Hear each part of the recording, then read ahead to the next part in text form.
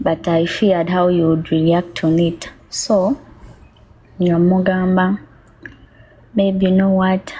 My status is positive. I'm HIV positive. Yasooka n'abeera mu shock for that day. Then the following day, n'agamba, Elsie, are you sure you're HIV positive? Namugamba, yes. Why would I tell you when I'm lying? Just to see the reaction. Yewe namugamba tandeke ali willing yobeera nange oba. And to my surprise, ono guy yakkiriza n'agamba, you know what, Elsie? I decided to settle with you because fenna we decided to settle with each other.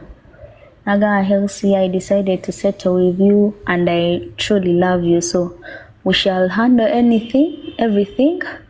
But ngera omanyi wa church, he serves in a ministry at Fanero.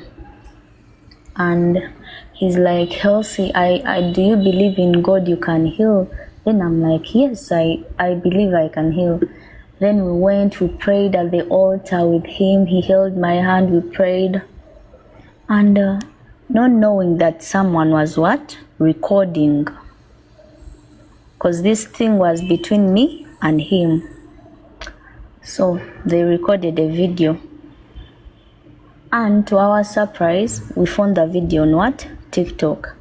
And at their home, like in their family, that's the threat that they have. The whole family is like, we can't be with people who are HIV positive.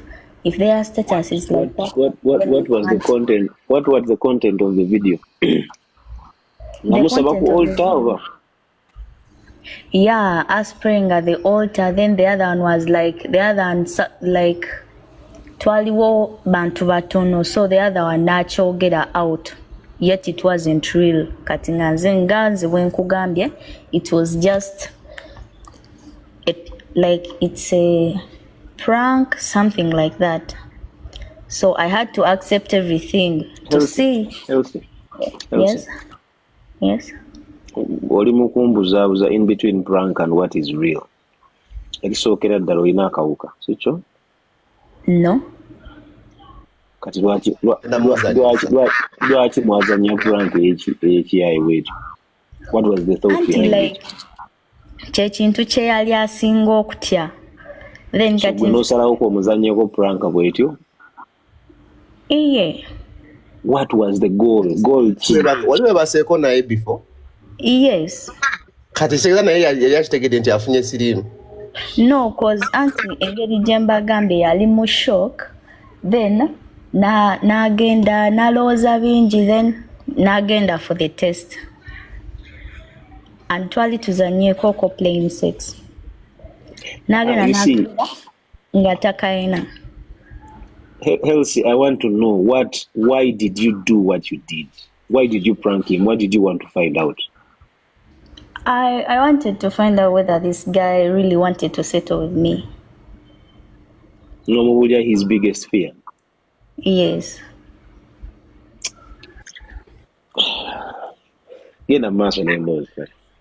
So to my surprise, kale ye yakkiriza. Ne tugenda ku altar ne tusaba ngera we nkugambye ye muntu wa ministry. So he believes so much in God, ebintu ebityo, in healing and so on. So I had to cover my prank for some time. Then bamala osaba, this guy says it out. Mbud, I pray for this girl. Why she's HIV positive? What? I accepted everything because I wanted to know something. Family yaisibwe etya because ogambe babisanga ku social media.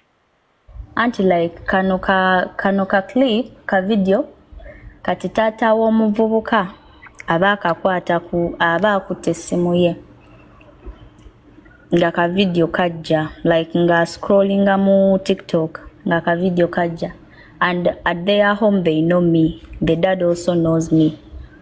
So the dad is like, is this Helen or this is another person? And I also see you at the altar.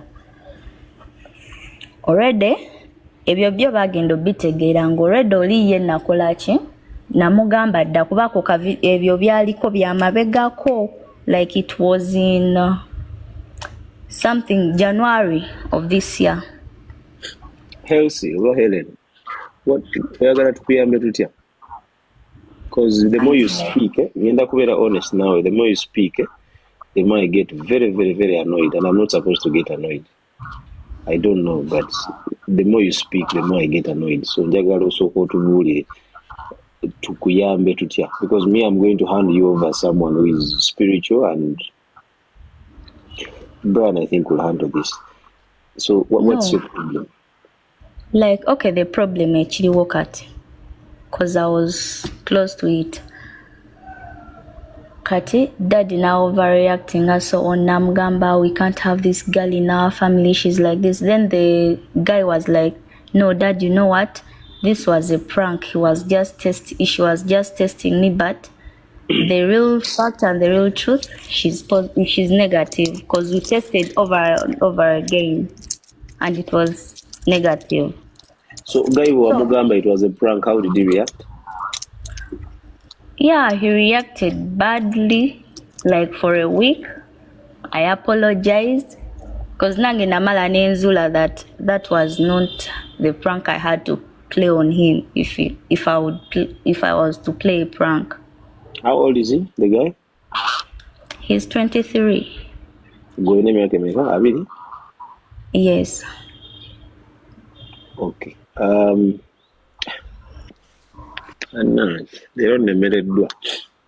So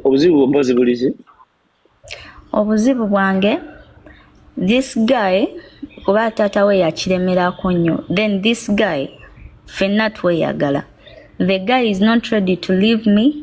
I'm not ready to leave him either, because there is no reason as to why we are separating. That's not a problem that you're telling us. What is the problem? Okay, the problem is that I love this guy. He loves me. But since the dad refused, this thing is still triggering the two of us. We are confused.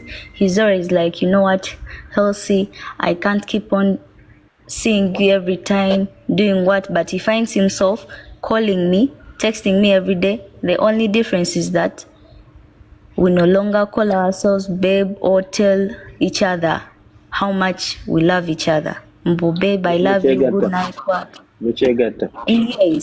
Yes, but he's like, you know what?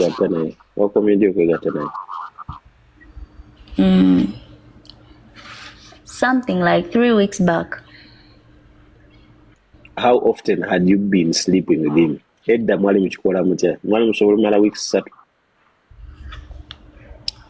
Whenever we could see each other, we meet, we used to go into intimate. But it wasn't that too much.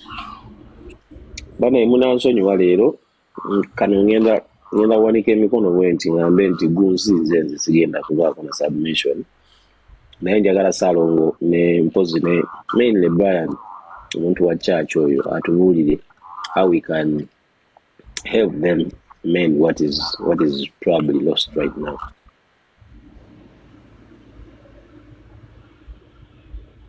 Salongo is going first, you or Brian?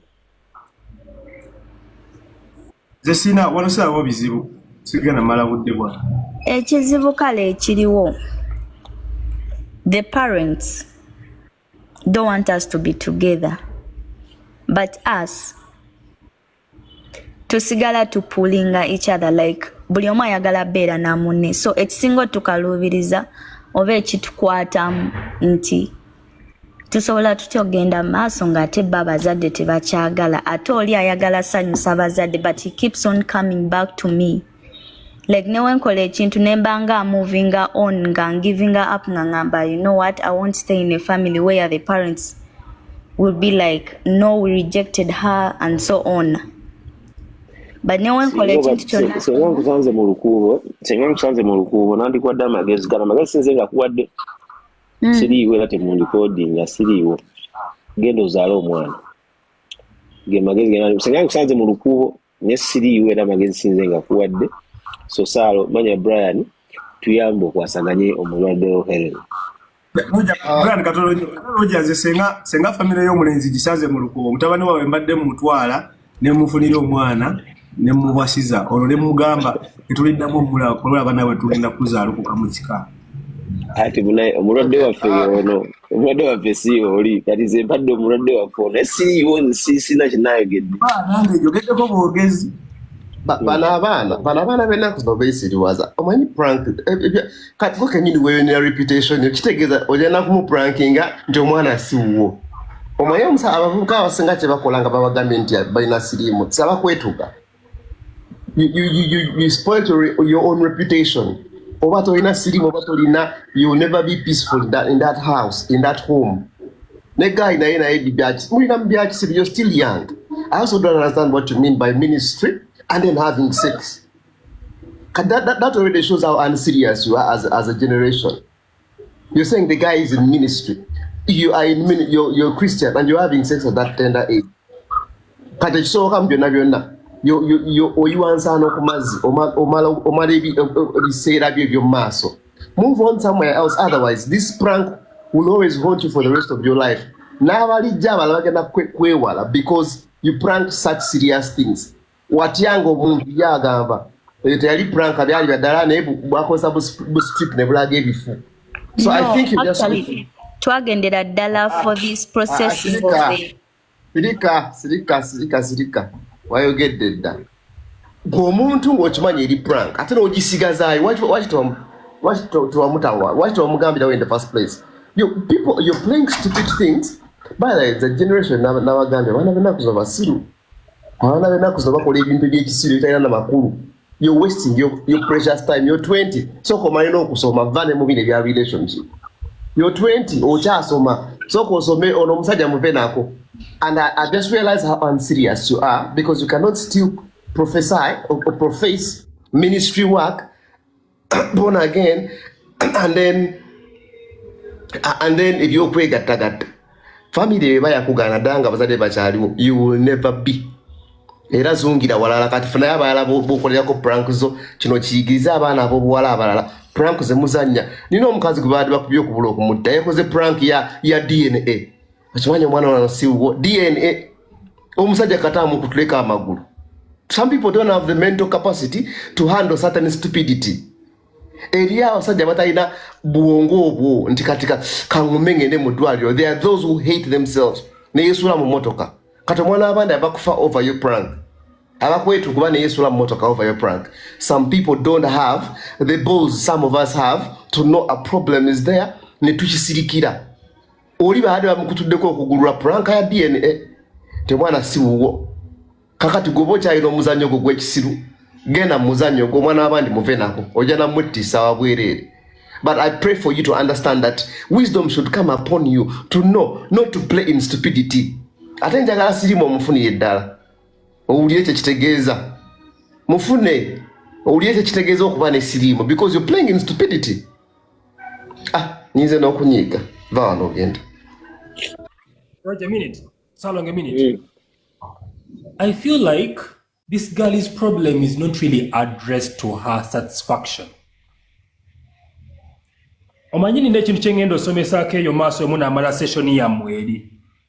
Tulina kye tuyita psychosis. Abawala abasinga ebiseera ebisinga obungi, they don't know how to know the real and the unreal reality on ground. Bakola ebintu ebimu nga tebamanyi. They a bit delusional. Issue ye eri bweti nti guy alemezaamu nti ayagala n'omuwala naye ayagala naye alina prank gye yakola family teyagala. Akoze atya? Kati muwala nze kankugambe kino. First of all, ebintu byammwe biyinza obutaworkinga out because you are committing a sin muli balokole in courts. Tebigenda workinga out. Ekyokubiri, family y'omuvubuka egaanye. Family y'omuvubuka bw'eba egaanye tokikaka tewali kigenda maaso. Niwe muneefumbiza simanyi ne mugenda mu church ne babagatta in case nga bazadde b'omulenzi tebaliiyo ebintu byammwe tebigenda ku workinga out. Lwaki? Ekintu mwakitta mu musingi. Are you getting, baby girl? Mwatta ekintu mu musingi. So it's like you are building castles in the air. And you are having sex. Bw'onoofunirawo olubuto nga already family y'omusajja tekwagala. what is going to happen? Omanye emirembe gigenda okuggwako. Njagala otuule wansi ofumiitirize bino ebintu nga bivuddemu obuzibu. Ye kambuuze mukozesa pulaani ki eyo obutafuna lubuto? I'm just asking. Ayambala akapiira, okozesa pills, oli ku family planning? It's a question. Kati, it's a question. Can you really answer me that, please? Yeah, protection. Protection, I don't take pills. I don't go for family planning. Okay, now let me ask you a question. In case Temoko says a protection, not getting a pregnant, what is your next step?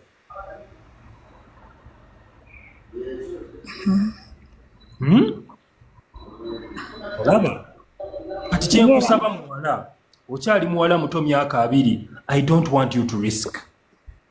Owulidde akaboozi mukaagala ate you already committing a sin. Nze yogera naawe nange ndi mulokole naye buli bwokola ekibi owulira conviction mu ggwe. Njagala kino ekintu kikutuulemu nti okola ekintu kibi n'omuvubuka naye akola kibi, mwenna muli naive iye naye obutamanya tebubaggisako musango. Owulidde? Yeah. Kusaba kiri kimu kyokka, don't risk. Omuvubuka oyo akyalina chances nnyingi, olw'ofuna olubuto chances zo zigenda kendeera. Ayinza okuba ayambala nga bw'ogambye, but I'm beseeching you, don't risk your future in there nga family teyakusiima. Ompulidde obuzibu musabira wa Fanero, I'm not castigating anyone, musabira wa Fanero nti tulivinga ku kisa. Grace, you are using the grace wrongly. No, excuse me. Like I don't want this to go like viral. So it's okay. It's fine. Listen to me. Stop using that. Semanda, tutumalya ko budde bungi ono omwana. If cross the point, it's yes. Those are never to muta. I have something I have to address. Eri abantu bonna. Ye never to muta simuina ko buzibu. Yeah, Araba Roger, it is fun.